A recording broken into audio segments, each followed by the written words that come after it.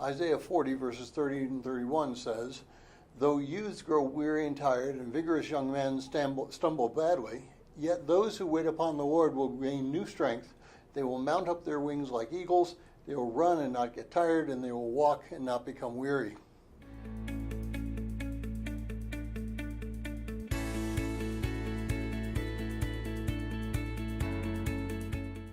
Well, if you're joining us in reading through this 90-day reading plan, today's reading is Isaiah chapters 39 and 40, and I encourage you to read that passage. Well, these two chapters in today's reading present a contrast. Chapter 39 shows what happens when you become prideful and boast of things that really belong to God and not yourself. And the second chapter is a psalm, which not only is a prophecy of Christ, but also a promise to those who follow God's will. Well, it's an old joke about a man who died and his three friends, to whom he had lent money, attended his funeral.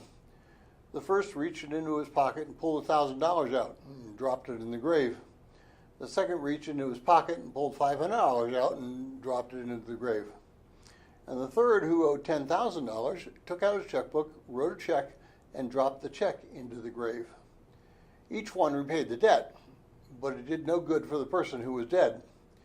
We all lose our physical wealth when we die. Whether our wealth goes to our family or others is irrelevant. We can't take it with us. Now, while we are living, we have some promises that God will keep if we're seeking God. If we have a relationship with Him and we repent when we sin. If we use the strength which God gives us to know Him more, then we will be successful in what we do because it's God's work, not ours, that we are doing.